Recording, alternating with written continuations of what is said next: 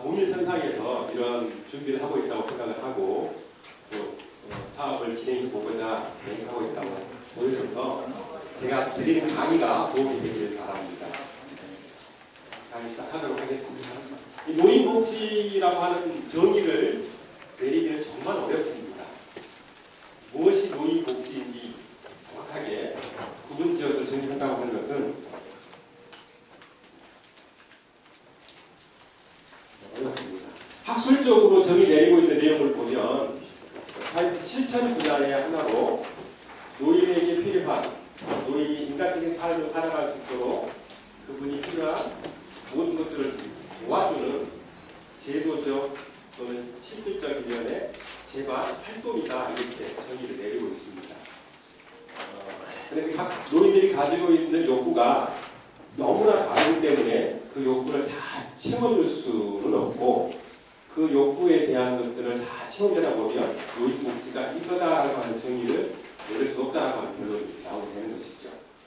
다만 이제 노인복지법으로 최소한의 기준을 정해놓고 있습니다. 우리나라도 노인복지법에 의해서 노인들을 위해서는 이런 서비스를 제공해야 인간다운 또 노인이 살아가는 데 불편하지 않는 최소한의 삶을 영위할 수 있다라는 것을 정하고 있는 것입니다. 기독교 쪽에서 보면 노인복지를 김규현 교수가 정의한 내용입니다. 기독교적 노인복지는 소외된 자의 하나님, 하나님은 고아, 과부, 그리고 어르신, 노인들을 위한 하나님이라고 하는 접근을 해서 노인복지에 대한 교회의 봉사, 헌신, 그리고 우리가 닮아가야 될 내용들을 공경의 대상, 또 배움의 대상, 보호의 대상으로서 노인을 섬겨야 된다고 하는 이야기를 하고 있습니다. 넘어가겠습니다. 우리나라 노인복지법에 노인 어르신들을 위한 최소한의 기본적 편의 또는 복지 구현을 위한 것들이 제시가 되고 있는데요. 그것 중에 하나가 노인복지 시설로서 노인복지를 위한 법적 제도가 마련되어 있습니다. 현재 우리나라 노인복지법은 여러 가지 이제 80년대 노인복지법 개정되고 여러 가지 단계를 거쳐서 지금까지 와 있는 상태이고요. 최종적으로 현재 오늘 이 시점에서 보면 이렇게 표에 나와 있는 것처럼 노인복지 시설이 구분이 됩니다. 시설 유형으로 보면은 생활시설과 이용시설로 이렇게 나누어지게 되는데요. 생활시설은 주거복지시설, 의료복지시설, 그리고 이용시설은 재가복지시설, 여가복지시설, 그리고 노인보호 전문기관, 노인 일자리 지원기관 이렇게 구분이 되고 있습니다. 시설 유형에 따라서 저희가 알고 있는 주거라든가 또 양로라든가 또는 요양이라든가 또 재가라든가 이런 것들이 유형이 또 무료시설, 실비시설, 무료시설 이렇게 세 가지 형태로 나누어지게 되죠. 그런데 이제 국가에서 정하고 있는 노인의 생활 수준에 따라서 그분이 무료로 갈 수도 있고 또 실비로 갈 수도 있습니다. 국가에서 정한 생활 수준이라고 하는 것은 도시 근로자 평균 임금을 가지고 정하고 있죠. 그 기준에 못 미치는 경우에는 이제 저소득층으로 해서 생활보호 대상자로 보고 있고 그 소득 수준에는 미치지만 120%를 넘어가지 못하는 소득일 경우에는 실비 대상자로 편제를 하고 있습니다.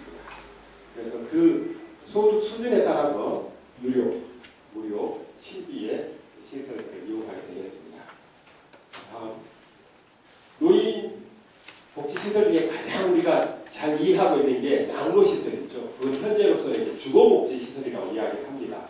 주거복지시설은 두 가지 형태로 나누어지게 되는데요.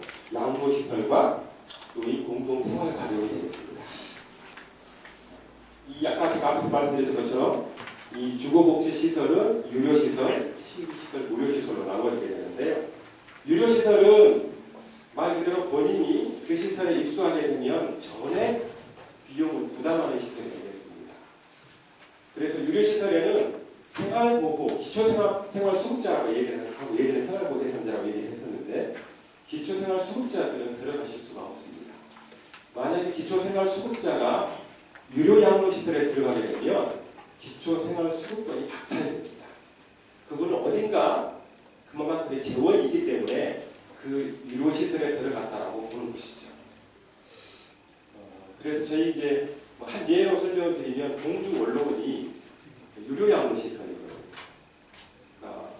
거기에 들어오시게 되면 기초생활수급 대상이었던 독사님이 그 생활수급권이 박탈되기 때문에 결국 좀 불법 같지만 본인의 주소지는 다른 데 두고 거기서 그냥 생활만 하셔서 수급권이 박탈되지 않도록 하는 그런 방법을 취하고는 있습니다. 실비는 아까 제가 말씀드린 것처럼 도시 근로자 가구 평균 소득에 의해서 정해지게 되는데요. 작년 2013년 기준으로는 136만 168원에 못 미치면 무료시설로 갈 수 있는 대상이 될 거고, 그 금액 정도 수준에서 120% 내외에 들어가면 실비시설에 들어가실 수 있는 겁니다. 근데 국가에서 이런 기준을 정해놓고 심사를 할 때에 그분 자체 본인이 가지고 있는 재산도 평가하지만 그 본인 어르신과 관련되어 있는 자녀들의 재산도 다 확인을 해서 이분이 실제로 실비 대상자냐 무료 대상자냐 판단을 하게 됩니다. 노인복지주택의 경우에는 일반 이제 사업자들이 국가에다 내가 노인복지주택을 짓겠습니다 해서 지어서 분양을 하거나 임대를 하는 형태 시설이기는 하지만, 노인복지주택은 노인 어르신이 들어가서 독립적인 생활을 할 수 있는 공간입니다. 그러나 유형상 노인복지시설이기 때문에 시설로서 관리하는 직원이 상주를 하게 됩니다. 그리고 노인복지시설이기 때문에 그 시설에 대한 복지적인 지원이 또 따라가게 됩니다.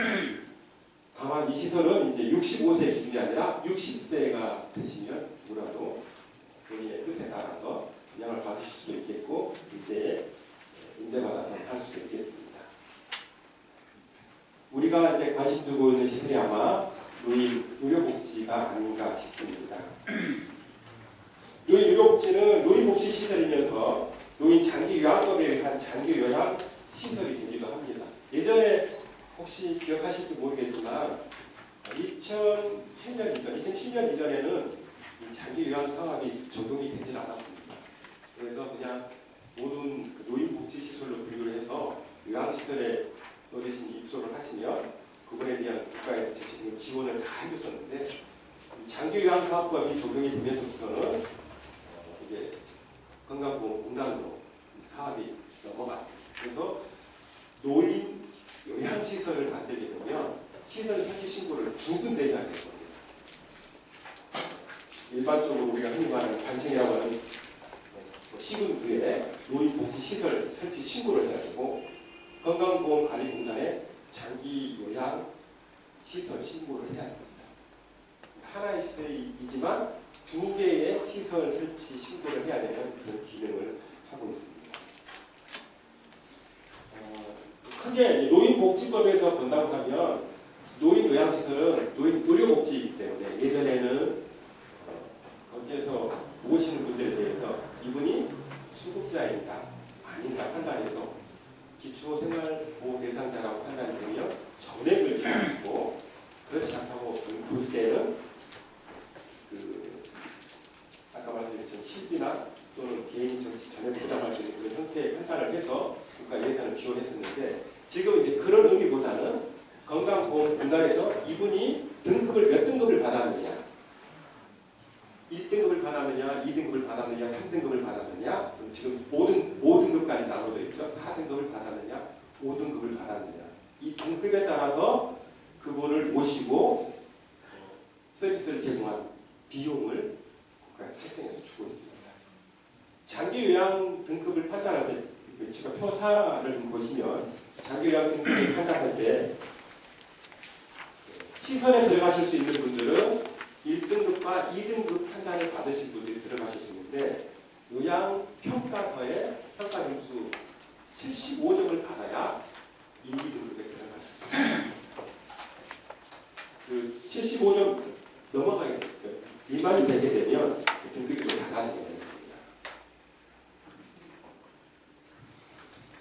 이 내용이 잠깐 설명이고 제가 그 뒤에도 설명했는데 시간 관계상 전체 내용을 다 설명 못 드릴 것 같고 요약을 해서 설명드리는 게 빠질 것 같아서 설명을 간략히 드리겠습니다.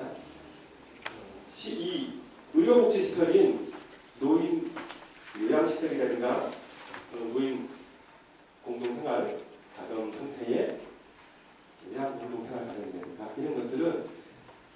정해져 있습니다. 10명 이상, 10명 미만. 나중에 설명을 드리겠습니다만 노인 요양 공동생활 가정의 경우에는 9명, 최대가 10명까지 들어갈 수 있습니다. 9명으로 저희가 시설 운영을 해보니까 시설로서 운영하기에는 부족합니다. 거기 계시고 있는 서비스 대상자, 즉 어르신들에게 요양 서비스를 제공하고 숙가를 받아서 운영하기에는 좀 버겁습니다. 그러면 이제 그 위에 있는 요양시설을 저희가 설치해서 운영을 해보니까 요양시설도 기준은 10명 이상 이렇게 정해져 있지만 30명 정도가 되어야 현실적으로 시설을 운영하는 것은 좀 버거움이 필요합니다. 어르신들은 30명 정도는 최소한 요양베드를 갖추고 모셔야 시설 운영하는 것이 좀 적절한, 그나마 좀 적절한 상태가 될 수 있다. 이렇게 말씀드릴 수 있겠습니다. 혹시 아시는 분도 계시겠습니다만 시설에서 어르신들을 모실 때 1등급의 경우는 하루에 보통 56,000원 정도 수가를 청구할 수 있습니다. 그럼 30일로 계산하면 한 달에 약 160만 원 좀 넘는 금액을 받게 되는 것이죠. 만약 30명을 모셨을 경우 얼마 정도 금액이 나옵니까? 계산해 보실까요? 이번에 집에 계시는 분들 다음 보실까요? 집에 계시는 분들은 자기가 살고 있는 거주지가 자기 집 그대로이고 필요한 서비스를 발견하게 하거나 본인이 일시로 찾아가거나 이렇게 해서 서비스를 받는 형태가 되겠습니다. 재가복지시설은 아주 다양한 형태로 이루어지고 있죠. 방문, 요양, 주야간 보호, 단기 보호, 방문 목욕 여러 가지 형태로 이루어지고 있는데 각 받은 등급마다 서비스 제공하는 수가 비용이 다 다릅니다. 이건 제가 말씀드리지 않아도 건강보험공단 홈페이지에 들어가서 보시면 금액이 다 책정되어 있는데 방문 요양의 경우는 간단히 그냥 하나만 말씀드리면 1시간을 하면 11,390원의 수가를 받을 수가 있어요. 그 사람에게 서비스 제공을 받을 수 있는 금액이 11,390원 정도입니다. 주야간 보호의 경우는 어르신이 혹시 집에 계시다가 보호자들이 일을 봐야 될 상황이 생겨서 그분을 잠시 맡겼을 때 주야간 보호를 맡기게 되는데요. 그럴 때는 12시간을 기준으로 1등급의 경우에는 51,200원 정도를 받습니다. 2등급의 경우는 47,000원 받고요. 그렇기 때문에 등급에 따라 받을 수 있는 금액이 줄어드니까 시설에서 당연히 1등급자를 받도록 하게 되죠. 모시려고 하고.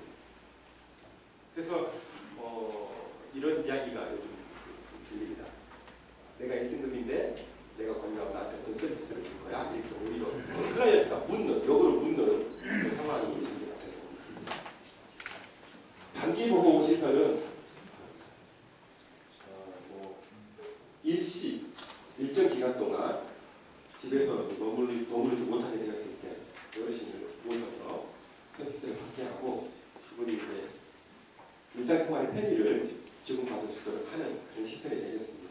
역시 마찬가지로 주야간 보호보다는 이 단기 보호 시설이 조금 더 비용이 저렴합니다. 주야간 보호는 그냥 하루 또는 특정 시간 정도만 맡겼다가 이제 어르신을 다시 집으로 모셔가는 일이기 때문에 그분을 보살피는 것이 더 세밀하게 해야 된다고 생각을 해서 좀 비용이 높게 책정을 하는 상태에 있고요. 단기 보호는 그분을 24시간 계속 정해진 날 동안 모실 수 있기 때문에 비용이 1등급의 경우에는 44,900원 비용이 받습니다.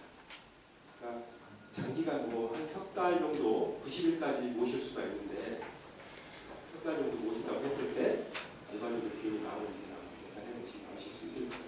그래서 주간보호라든가 또는 야간보호 이런 시설들은 어르신들이 보통 일반 복지관에서 보면 한 10명에서 20명 이 내외거든요. 많아요. 그런데 의외로 이용자는 많고 또 그 시설을 갖추고 있는 이런 서비스 제공 장소들은 많지가 않습니다. 반면 클라이언트를 발굴해서 그 시설을 이용하도록 하는 노력의 상당히 굉장히 친밀하게 됩니다.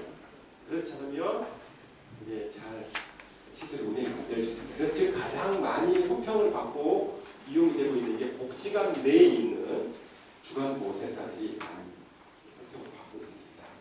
단기보호시설도 역시 마찬가지입니다. 말씀드렸는데요. 15일 이상 있게 되고 45일 최장으로는 90일까지 있을 수 있는데 비용이 아까 좀 말씀드린 것처럼 44,000, 45,000원 되겠습니다. 방문 목욕 서비스는요, 두 가지 형태로 나누어집니다. 차량을 가지고 가서 그분에게 차량 내에서 목욕을 시켜드리는 방법이 하나 있고, 차량을 가지고 가서 그분의 집에 들어가서 목욕을 시켜드리는 방법이 있습니다. 그걸 이제 차량 목욕이라고 하고요. 그런 것 없이 그냥 목욕 도구만 가지고 와서 그 집에 가서 목욕시켜드리는 방법이 하나 있습니다. 그 방법에 따라서 비용을 청구하는 게 달라집니다. 차량을 가지고 와서 차량 내에서 물을 데펴서 목욕을 시켜드리면 72,540원 정도를 받습니다. 한 분 목욕 시켜드립니다. 굉장히 비싼 목욕을 하시는 거죠. 그런데 결국 그 비싼 목욕을 하신 이유는 그 장비 값입니다. 차량 장비. 그러니까 저 모서 지역에 계신 어르신에게 목욕 서비스를 제공하겠다고 하면 차량이 갈 수밖에 없어요. 그래서 차량 감가상각이며 유료비용이 다 따져서 그 정도 비용을 이제 책정을 해놓은 겁니다. 그래서 그 서비스를 제공하고 보험공단에다가 내 서비스 제공 이렇게 했습니다라고 이제 수가를 청구하면 그 금액이 나오는 것이죠. 본인이 분담하는 게 아니고, 물론 본인이 내가 수급자가 아닌 경우, 기초생활수급 대상자가 아닌 경우에는 본인 그 금액을 다 부담을 해야 되는 겁니다. 개가복지시설은 예전에 우리 교회들이 참 많이 했던 사업과 아주 밀접한 관계를 맺고 있습니다. 가정봉사원 파견사업이라고 해서 지역에 있는 어르신들을 직접 찾아가서 그분이 뭐가 필요한지, 어떠한 요구가 있는지를 확인하고 그러한 필요와 욕구를 해결해드리는 역할을 했던 것이, 지금은 지원 서비스라고 하는 명칭으로 지역에 있는 제가 지원센터에서 이 역할을 담당하고 있습니다. 이 역할을 각 시설로 분산적으로 담당하게 한 이유는 국가에서 예산이 자꾸 낭비되는 것들에 대한 규모화, 예산의 전략 이런 부분들을 찾아서 중복 서비스가 되지 않도록 한 것이죠. 한 분에게 이 시설에서도 가서 서비스를 제공하고 또 다른 시설에서 와서도 제공하던 이런 서비스 중복을 예방할 수 있는 기능을 하려고 하는 겁니다. 방문 간호 서비스는 우리 교재에 나와 있는 설명드린 것처럼 의사나 한의사가 처방을 주면 그 처방전을 가지고 가서 요양 관련 간호사가 서비스를 제공하는 형태가 되겠습니다. 여가복지시설은 크게 설명드리면 아주 우리가 잘 이해할 수 있는 게 노인복지관이 여가복지시설이 되겠습니다. 이 노인복지관에서 하고 있는 프로그램들은 어르신들의 전반적인 모든 생활에 다 관련이 되어 있습니다. 기능회복이라든가 상담이라든가 일상생활에 대한 정보라든가 또는 사회 적응이라든가 일자리까지도 여가 쪽에서 감당을 하고 있죠. 그래서 노인복지관 여가시설에서는 가장 크게 지금 구상되어 있고, 지역에 있는 경로당도 노인 여가시설로 들어갑니다. 그리고 노인교실, 우리 교회에서 하고 있는 노인교실들은 시설 신고를 하고 하는 것도 있습니다만, 신고를 했을 때는 여가복지시설로 들어가는 것이고, 신고하지 않았을 때는 미신고 시설로 프로그램이 운영된다고 보시면 되겠습니다. 노인보호 전문기관은 노인의 학대를 예방하기 위해서, 또 노인에 대한 인식을 개선하기 위해서 국가에서 하고 있는 시설이 현재 전국에 25군데가 운영된다고 되겠습니다.